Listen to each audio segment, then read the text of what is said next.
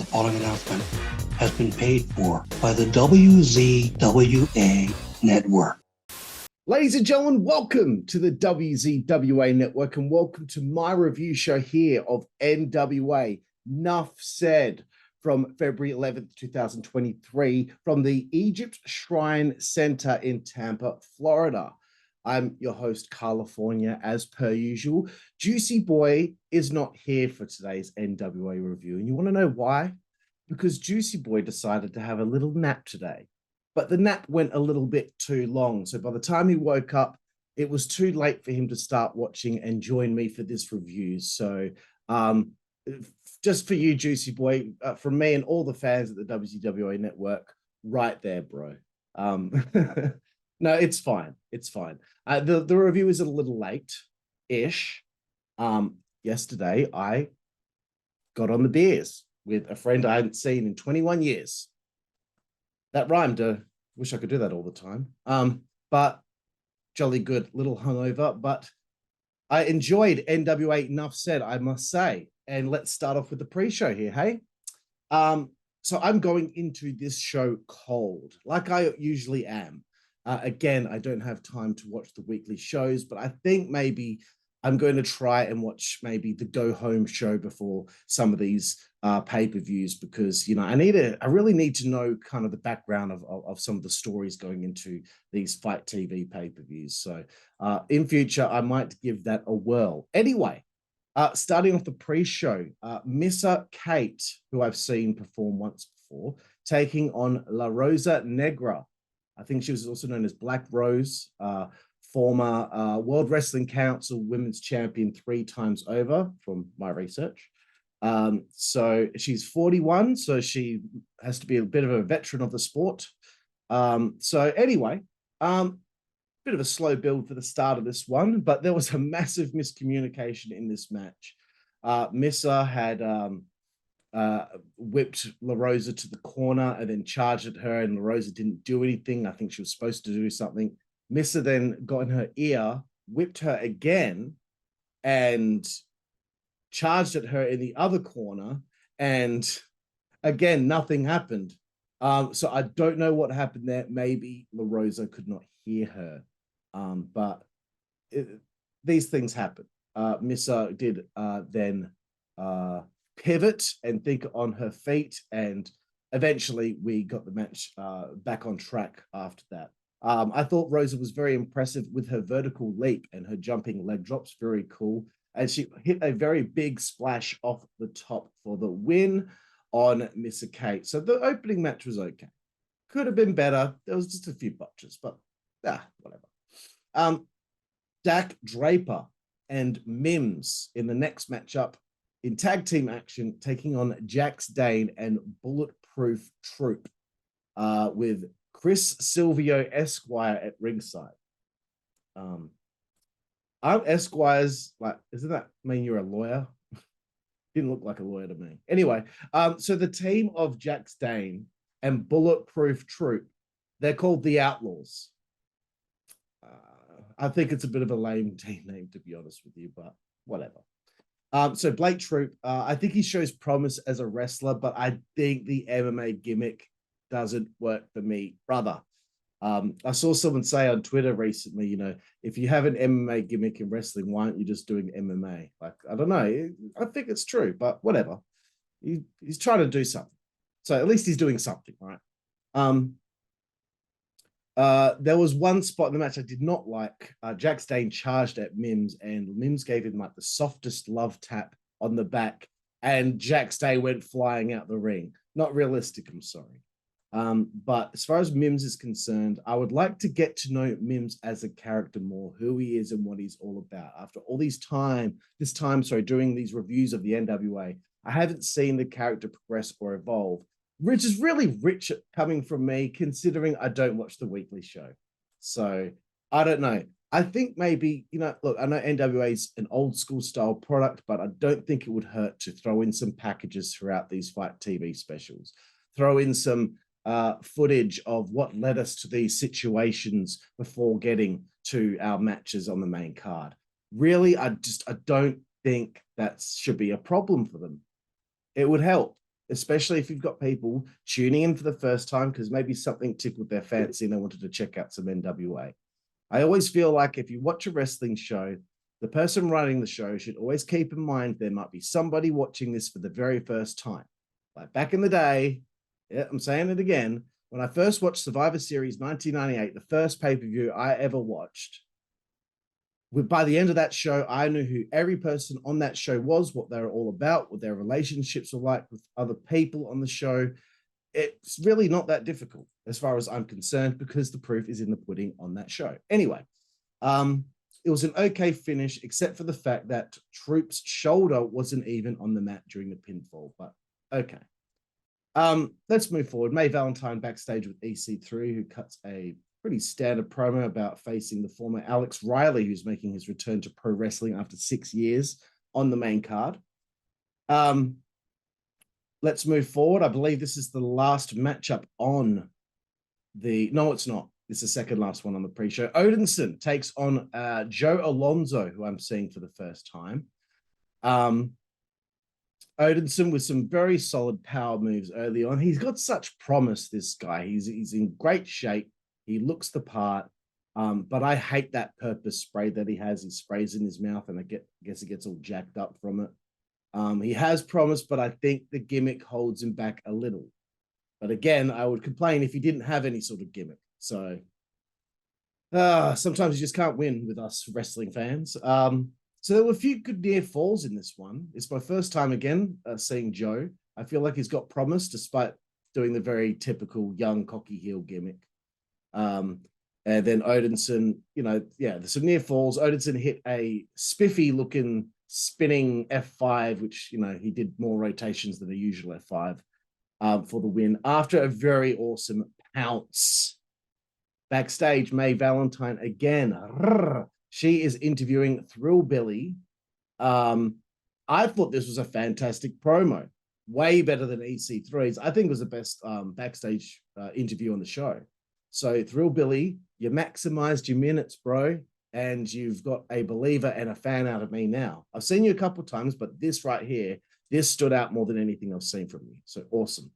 Mercurio and Natalia Markova in tag team action to finish off the pre-show, take on Jennacide and Max the Impaler with Amy Rose of ROH fame at ringside. There is no James Mitchell. I think Mercurio is lame, bro, but maybe he's just doing such a good job as a heel that he got me. I get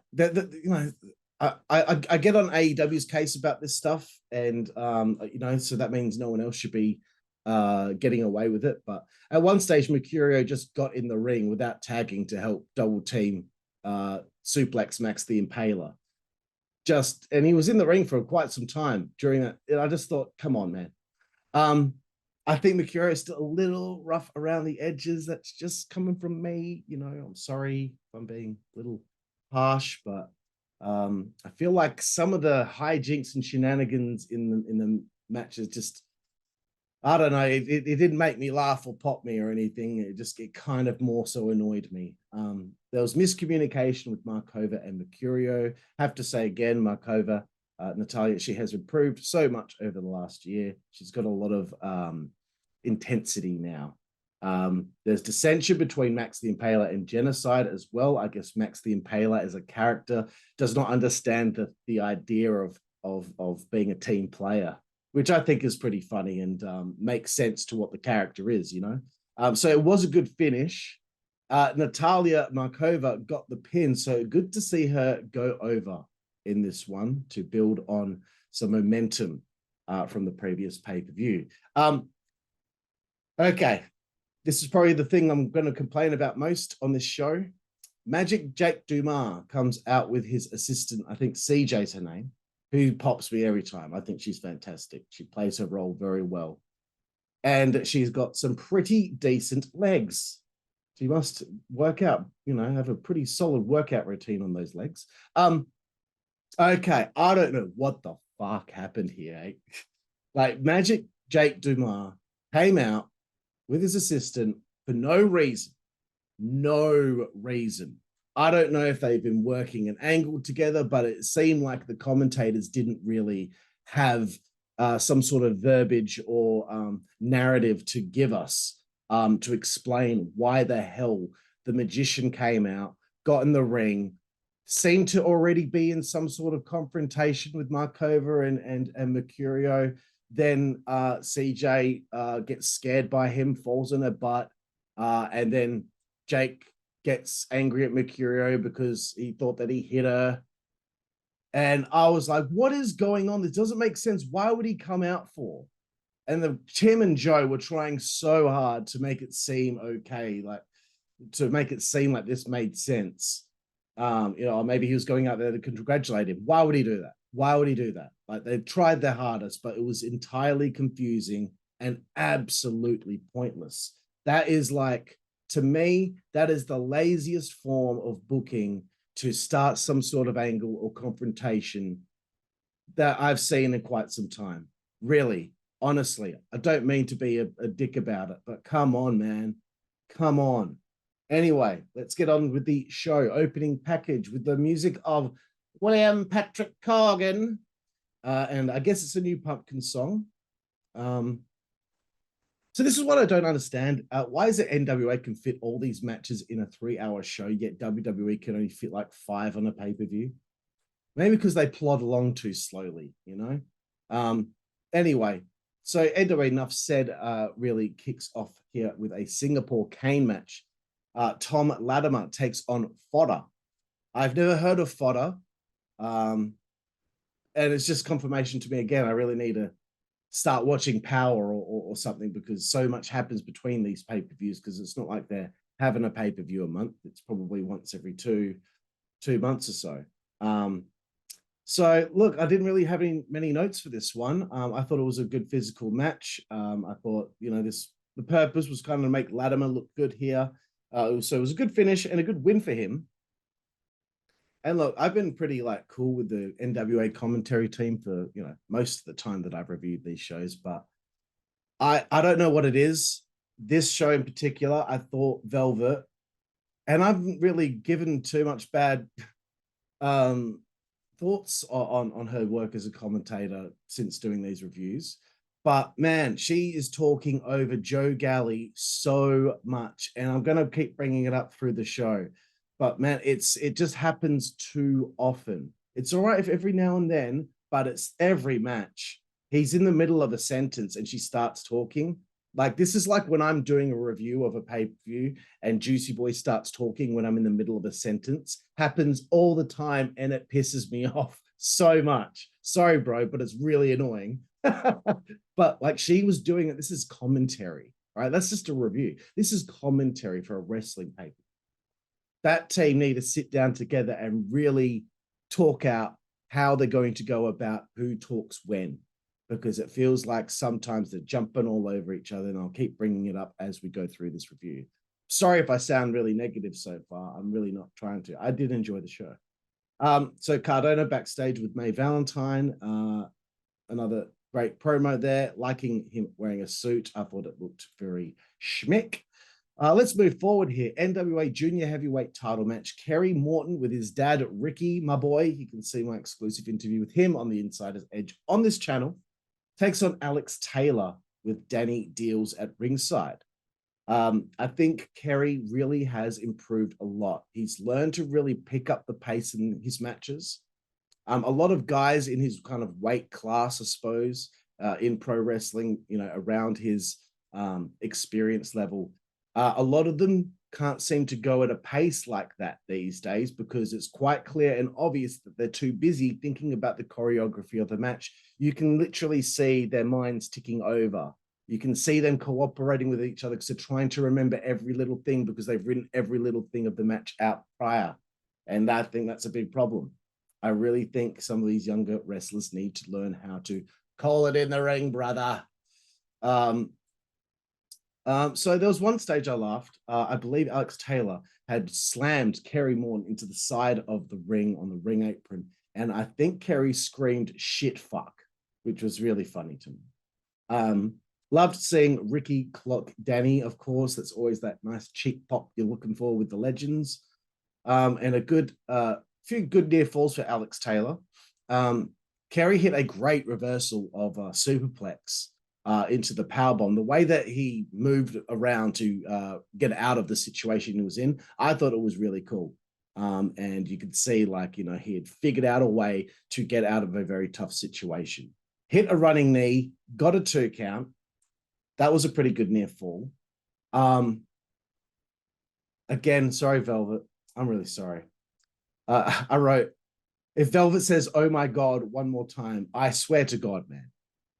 I'm not gonna. What are you gonna do, Carl? Whinge about it on a review that no one's gonna watch from the NWA. But man, honestly, like, she said it a lot. Good win for Kerry. Saw it coming. Of course, he had only just won the belt a few months ago. I think we need a big time angle for Kerry soon. I'd like to see him against some sort of kind of legendary junior heavyweight style wrestler. Bring in Juventud Guerrera, bring in a Psychosis, bring in someone with a little bit of a name to themselves. I think that would be really cool to see him mix it up with some high flyers that have a name that means something. Coming up next, Kratos taking on Thrillbilly Silas Mason with Pollo Del Mar. I think I've been saying Pollo because I'm Australian and I just read things as they're spelled. That's how it is down here. But Pollo Del Mar at ringside. This angle, I think, was because Kratos had nailed Pollo. I said it again. Pollo Del Mar with a spear or something along those lines. So I guess Kratos must have become a heel again.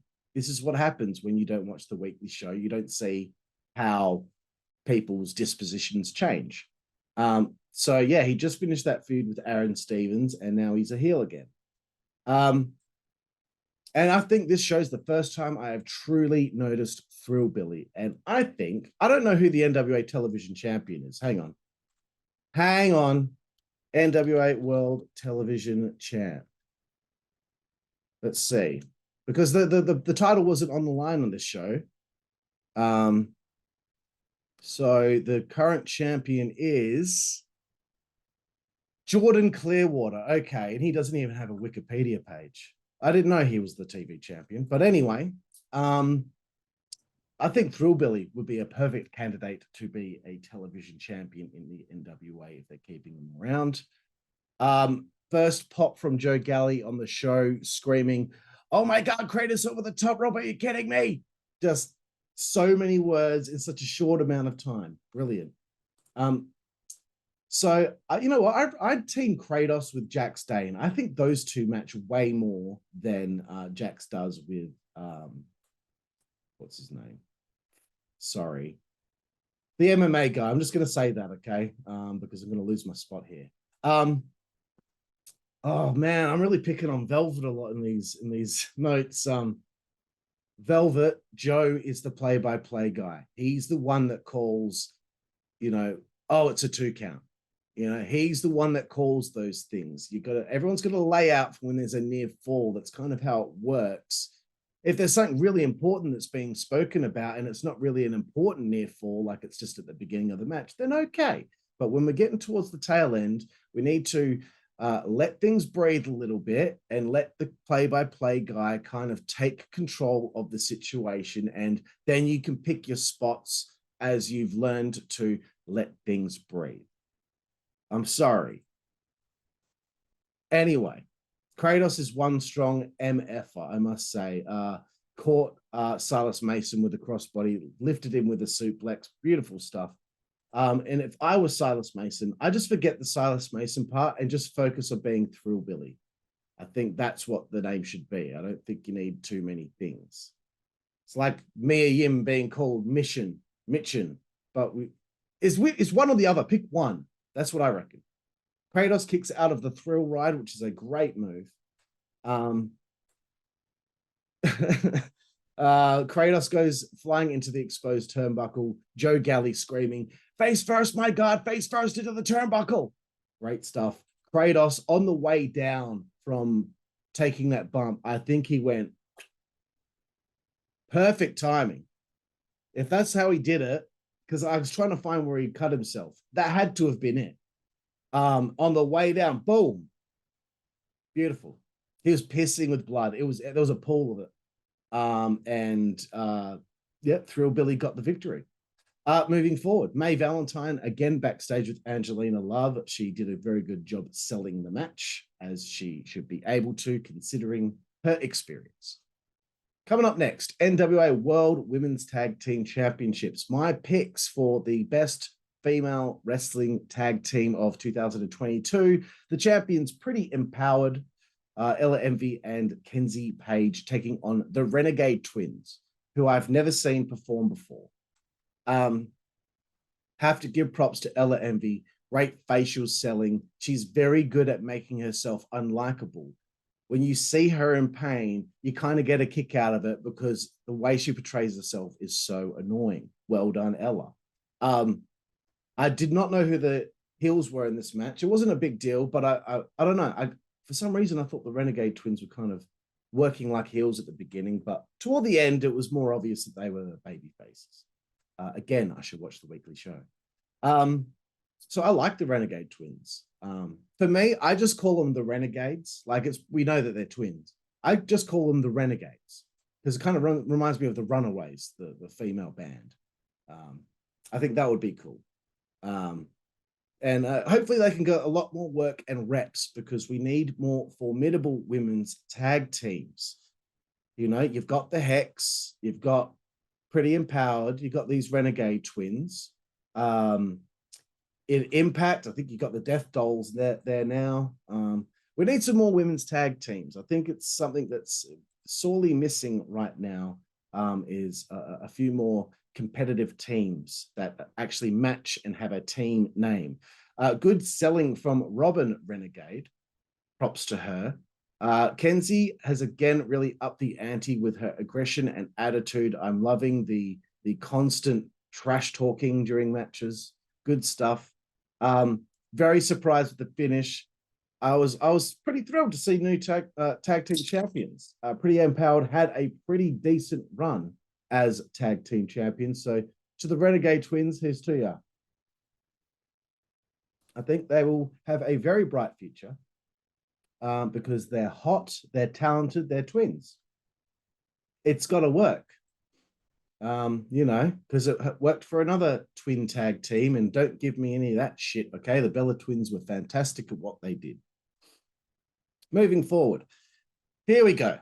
Here's a big one people have been talking about on Twitter today. EC3 taking on the rare breed, Kevin Kiley Jr., the former Alex Riley. He hasn't wrestled in 6 years. I'm going to try and be as nice as I can about this one. Because last event, I absolutely hated what EC3 and Latimer did together. I did not like the way that was laid out at all. So I was hoping that EC3 would impress me here. I was not sure about Kevin's ring gear.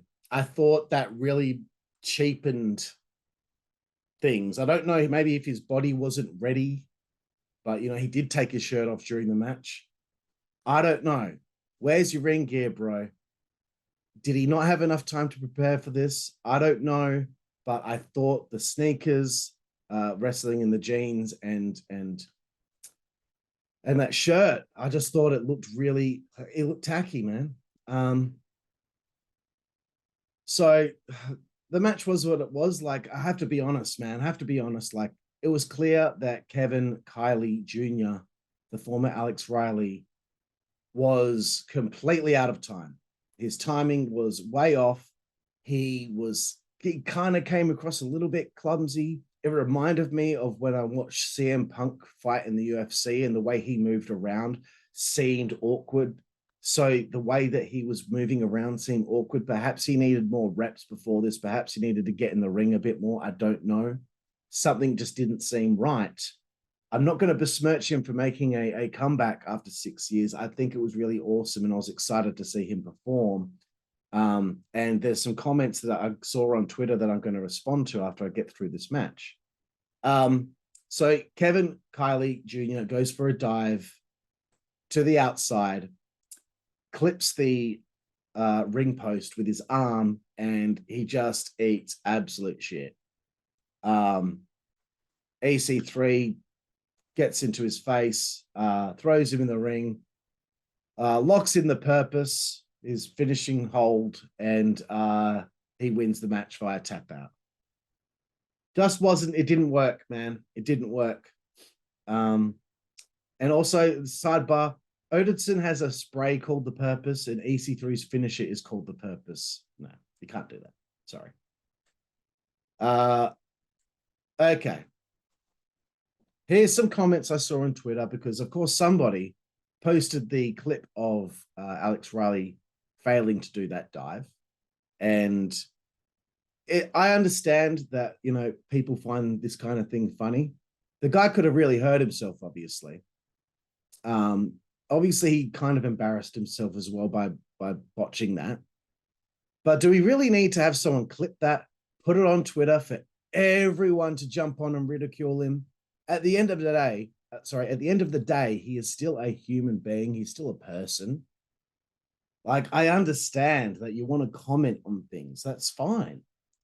You know, I'm doing a review here. I'm giving constructive criticism to things and what my actual thoughts are. But people were like picking on him, making fun of him, saying rude things about him. Right there, man. Like, you're not a wrestling fan. You're an asshole. Here's one comment. Is that EC3 down there? He didn't even try to catch him. Have you ever tried to catch someone doing a dive, but they accidentally got caught on the top rope or the ring post on the way down? Have you ever wrestled? Because when you're not expecting something to mess up like that, maybe EC3 wasn't in the position to be trying to catch him. Maybe EC3 was expecting him to land in a different spot because he wasn't expecting Alex, Kevin, whatever his name's going to be, to clip the top rope or the ring post.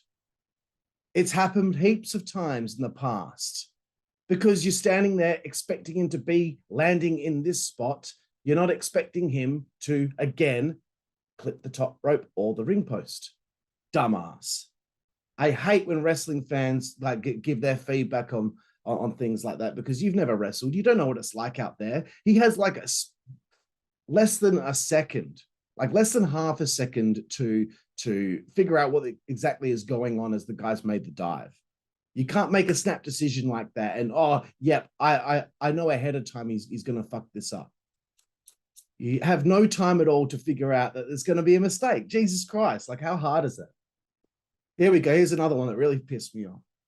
Is there anyone in the NWA that was not a mid-card act in WWE like 10 years ago? If there is a bunch of people that were a mid-card act in WWE like 10 years ago, so fucking what, dude? Should they not get work and continue maybe like creating moments and memories and doing the thing that they love and be utilized in a way that WWE weren't able to or didn't want to? Because, you know, you've got a Mike Knox there. You've had, you know, you got Chris Masters there. You've had, what's the guy from Crime Time? Oh my God. You know, you've had Dirty Fandango there. You've had all these guys come through, like the Pope, Tyrus. There's heaps of guys. Yeah, Trevor Murdoch. Excellent. But should they not have the opportunity to, I don't know, compete and do something fruitful and something they can sink their teeth into? Because maybe they're in a part of their career like a Mike Knox who can't be on the road every week and wrestle every week, but maybe he'd like to get in there every now and then and do this because, to be honest, he's been doing a good job in the NWA. So people that make comments like that, fuck you. Like, just because someone was booked in a specific way and put in a specific part of the card doesn't mean that that's who they are. It's just what the WWE decided to do. And let's be honest, most of the time they didn't fucking do anything with anyone that came into the company. Stick it. Here's another one. NWA is such a fucking train wreck and not like in the WCW 2000 way. Coming from a guy who probably didn't even watch the fucking show. You just saw the one dive and then that was it. How do you know it's a train wreck? Because as far as I'm concerned, this is a tight little show that had some pretty good matches. Every match seemed to have some sort of angle. Yeah, there was some bumps in the road and some things that didn't quite work. But shit, man, you got to see what sticks to, you know, what sticks. Sometimes things do, sometimes things don't. You're an asshole. And WCW 2000, way better than AEW and WWE today. Just being honest. Just being honest. Drew way higher ratings. Oh, TV's changed since then. Shut up. Billy Corgan will hire anybody. Fuck you. He won't hire you, loser. Moron with a Twitter picture that's not actually a picture of them and doesn't have your actual name on there, hiding behind your little account, making negative comments. You're an asshole. You're all assholes. Fuck you all. Okay, I've got to stop swearing.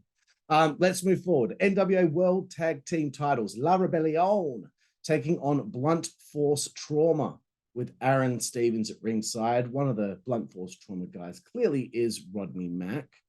Let me just check something else here. NWA Nuff Said Wikipedia. I just want to see who that other guy was from Blunt Force Trauma because I could not figure out who he was. Who is this guy? Marsh Rocket. Okay. He was in TNA. Okay, cool. Was just curious. So anyway, La Rebelion, Metal Wolf, and of course Bestia, says. And you know what? I don't mind a hooded tag team. It's an often ignored tradition in wrestling these days. So I think it's good that they're doing it. And it kind of pops me that their names are Carnage and Damage. It kind of reminds me like Psycho and Strangler from the Texas Hangman, my boys. So La Rebelion, they're just well-oiled machine and 10 times better than the Lucha Brothers because at least their stuff looks real and not choreographed. But I am not a fan of suicide dives where they dive and then upon landing through the ropes onto your opponent, you and your opponent both cuddle. Not a fan of that. This was a little bit disappointing, just a tiny bit. Aron Stevens gets his team DQ'd. And I thought the finish was a little bit messy. I think someone was slightly out of place. Aron Stevens using a loaded glove to wipe out La Rebelion.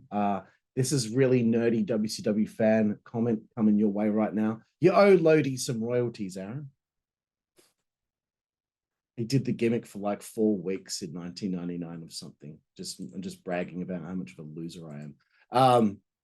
And of course, popped again for Joe Galli screaming, "Oh, the loaded glove, the loaded glove." Next up, Trevor Murdoch taking on the masterpiece, Chris Adonis. So this was going to be a good one, I was sure. Typical feeling out process to start the match. I was looking for a palate cleanser at this stage, though. And I think it's about time Adonis had a big angle. I think maybe it's time to get him up in that world title picture. He's only 40. He's still got a lot of gas in the tank. I don't know why WWE won't give him a Rumble appearance and a clash with Lashley. Come on, man. Come on.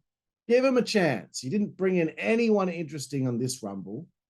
Why don't you do the legends or the familiar faces entrance to the Rumble anymore? Why? So, you know, I also feel like Chris Adonis might need a haircut. I'm not sure if the long hair is working for him. And when I say that, all I can think of is, Madeline, I told you to trim those sideburns. So, yeah, the Master Lock being locked in was a nice little spot, and Chris Adonis got the win. Sorry, didn't have many notes on that matchup. But it was good, it was serviceable, and, you know, it pushes Adonis up the card like he should be. Coming up next, the match of the show. It really was. It really was. I'm not just saying it because Camille is my favorite. It really was, again, match of the show. She should be closing the shows. Honestly, I think she should be closing the show. So my heart rate already went up as the match was about to begin because, you know, again, worried about Camille dropping the belt. She's taking on Angelina Love here. And I think Angelina is in absolutely fantastic shape. Camille charges the ring before her Angelina's entrance is over, looking awesome in her street fight clothes. I like that she had like a different look for a no DQ match, and it was intensity central from Camille. Angelina was selling very well. There was great psychology here. Camille was so desperate to get at Angelina after the attack Angelina had on Camille last week or the week before. She was so desperate angry that it forced her to cause a mistake and hit the ring post on a spear, following that getting thrown into the ring post on the outside. So this kind of physicality from Angelina Love, who is much smaller than Camille, she had great physicality. It made her look like a threat to the larger opponent, and the psychology of the mistake that Camille made, like what would happen in real life, you'd be so angry that you're balls to the wall. There's going to be a big opportunity to make a mistake like that. I like the story there. I thought Camille looked badass with her hair tied up in a ponytail like that. You know, it was kind of like a bit messy, like she was about to have a real fight. And I'm just going to compliment her on everything. So, great reversal of the apron kick. Angelina goes for the apron kick. Camille catches it, whips it out the way. Angelina throws herself into the bump onto the ring apron. Great stuff. Love the torture rack into the bomb. That is a great trademark move. And man, talk about putting it all on the line. You know, it's really the degree of difficulty on something that you've never done on live pay-per-view, or haven't seen her do. Camille did a coast to coast from one side of the ring to the other, doing a drop kick into a trash can into Angelina's face. Man, I was worried that she might not make it. I don't know why I was worried. I shouldn't have been. But I think maybe because of what happened earlier in the show, I was worried, please don't fuck this up. But she nailed it, man. Very impressive. Is there anything you can't do, Camille? Is there anything you can't do? Maybe she's bad at knitting or something like that. Okay, so she's got the table now from under the ring. This is upping the ante on the show. This is what we needed, a different flavor here, because I felt like a lot of these matches were very same. Coming up toward this matchup here. So it's been very refreshing. A Botox injection from Angelina Love into a trash can into Camille's face. That was a very good near fall. But then soon after that, Camille hit this spear, massive spear on Angelina through the table in the corner, which she ended up getting busted open on her face, which made it look even more badass. So a great win, decisive in the end. It was a good finish. Who on earth is going to challenge her next? I wonder if Jordan Grace is been given a call, because that's a match that people probably would like to see. But I'm just saying, I'm throwing it out there one more time. Medusa, Deuce, come on, mate. Come on. We want to see that. We want to see that. Come on, you can do it. You can do it. Because if you don't do it, then maybe you're proving that you think you can't do it. Challenge has been set from a guy on the other side of the world, and you probably won't see this anyway. So yeah, my question was, where was the NWA television title on this show? Not a big deal. Also not a big deal that the US tag titles weren't represented either, but Tyrus with a backstage interview with May Valentine along with Black G's. I like that Tyrus was talking about the haters on their computers and all 1,500 of them. You know, look, I've never really been like a massive fan of his in-ring work either, but and just because he does I don't care about politics. Like, I really don't care. I don't know if he's left wing or right. I don't care about any of that stuff, because that's just the quickest way for people to be starting up arguments, and hating on people just because of their beliefs. But, not the biggest fan of his ring work, but still, he's a big guy. It's realistic. What do you want? NWA National Championship. Homicide taking on Scion, the champion, with Austin Idol at ringside. Idol, great on the mic beforehand. You know what? He looks great for his age, I have to say. So great promo from him. Another slow start to the match. Definitely important for Joe Galli on commentary, who I selected as my favorite commentator of 2022.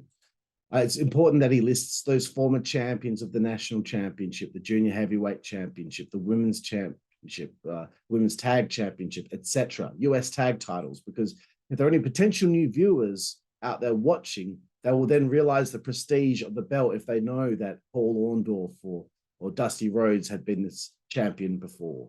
I have to say, I still have a difficult time with Scion. I don't know what it is.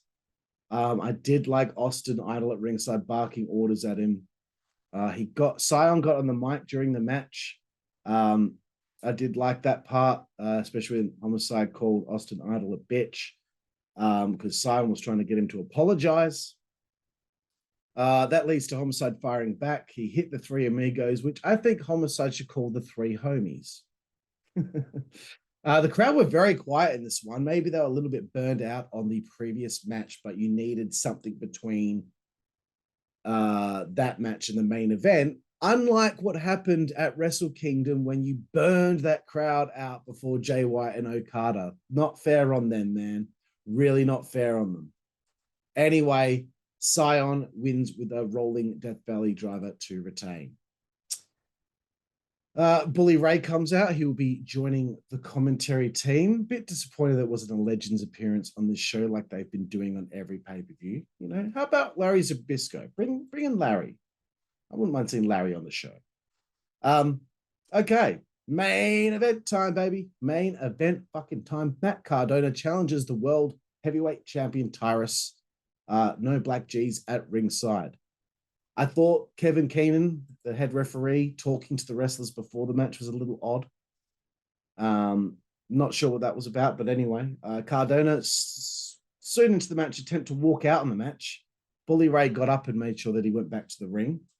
There was a long heat for Cardona. Made me feel like this was a heel versus heel match. I wasn't aware that maybe Tyrus had turned babyface, but perhaps he has. I have to be honest, man. Like I usually have been critical of Tyrus's ring work, but I thought he was moving better than he did last year. I think he's had a good match here with Matt Cardona. He had a good match with Trevor Murdoch. He had a great three-way match with Trevor and Cardona. So when Tyrus wants to turn it on and turn up, he does it. He's capable of doing it. But there are a lot of people that they're immediately already looking to hate it. You know, I'm trying to look at these things and be, you know, diplomatic about things, you know, give things a clean slate every time I go into watching it. Sometimes it's hard to be like that as a wrestling fan. Sometimes you're just trained to just already be like, this is going to suck. But I thought, and I'm giving him props where props are due. Tyrus did a good job in this match. Good selling. Look, Cardona coming up with every trick of the book to try and get one over on Tyrus. He grabbed the title belt. You know, I find it funny that Carl Davis is sitting right there and he just lets it get taken off the table. Like, Kevin Keenan gets bumped. Yes, I love a ref bump. I love seeing them get mashed. Rolando comes out. I guess he's in the Cardona family now. He attacks Tyrus with a chair. Tyrus no-sells it. Rolando Freeman gets launched by Tyrus. It was hilarious. Love it. You know, that's the kind of comedy in wrestling that works. It's a serious situation. The wrestlers are being serious. That's why it's funnier. You know, it's not like that typical WWE humor where it's already not funny before they've done it. So Cardona then gets a chair, nails him with it. Title shot to the head of Tyrus. Great near fall. I actually thought it might have been over there. Mike Knox comes in with a running cross body onto Tyrus. Where it goes to grab the ring bell. I thought that maybe Cardona would win the title here. Out comes Bully from the commentary. He wipes out Mike Knox. And then soon after, Tyrus retains with the Tongan death grip into a slam. This was a good match. After the match, Bully gets in the ring and it looks like they're going to be working together going forward. It seems like the exact same story they did in Impact Wrestling with Bully Ray and Josh Alexander. So if Bully turns heel on Tyrus soon, they are just about to repeat the same story. But, you know, we'll see where it goes. I saw people already shitting on that. And it's just like, give it a chance, man. It was a good back and forth in the mic between them both, and then we went off the air. I'm going to run through a few more bullshit comments that I saw on Twitter. And I'm not mentioning the names of these accounts because they don't deserve that. But they deserve me responding. Comment number 1, surely NWA is a parody. No, it's not. Did you watch the show, dickhead? I bet you didn't. Billy is the worst booker of all time. Tyrus ruins the legacy of the belt. Hashtag NWA sucks ass. You're a dickhead, mate. He's not. How is he the worst booker of all time? Because he has Tyrus, a guy who legitimately looks like he could, beat people up and pin them for a 3 count. How does that make him the worst booker of all time? Don't forget, think about all those promoters out there that ran companies into the ground and all that, or can't seem to get over 1 million viewers every week despite all the money that they have. A parody. Tyrus ruining the legacy of the belt. Worst booker of all time. You do it. Bet you anything all your ideas would be shit, because 98% of wrestling fans have shit ideas. It's honestly, I'm a wrestling fan, okay? I'm a wrestling fan. But I've read so many people's ideas of what they think would be great, even some of these dirt sheet guys, and their ideas are shit, bro. They should just accept what they're given because they can't come up with anything better. Fucking Bully Ray in 2023 versus Brodus Clay as a world title feud. NWA is a sad fucking state of affairs. And they have the laugh, cry emoticon or emoji. You're not actually laughing and crying. You're actually just an asshole, a dickhead, a toxic skid mark. Not just a mark, a skid mark. A sad state of affairs. Well, did you watch the show, did you? Or did you just read the results? There we have it. There we have it. Oh, by the way, they also said, 3rd time I've tried this tweet and satisfied with it now. Like you sat there. You sat there and had to try 3 times to get the tweet perfect. Fuck you. Okay, enough for the rude fingers. Enough of the foul language. I apologize. Thank you, everyone, for joining me here for the NWA Nuff Said review. To give this a rating out of 10, I'm going to give it a 7. I think I'm going to give it a 7. Didn't upset me, didn't blow my mind, but it was a good show. Nice and entertaining. Few lowlights, few highlights. Most of those highlights were Camille. Thank you again, everyone. I'm California. This is the WZWA Network. Please check out our shirts on prowrestlingtees.com under our merchandise store, idiot, Thunder Mifflin. Thunder like WCW Thunder, Mifflin like Dunder Mifflin. Get it? Do you get it? Also, please, I've been begging someone to do this. Just one person, please. Go to www.rizon.net, RIZON.net. Go into a chat room called #ProWrestling. There is a great group of people to chat to about pro wrestling in that group. And I'm always in there. So again, thank you everyone for joining me here for my review show of NWA Nuff Said 2023. I'm California, and I will see you all down the road. Thank you. Network, that's the way we play. Good God Almighty. Network, that's the way we play. Get puppies. Network, that's the way we play. Get. The following announcement has been paid for by the WZWA Network.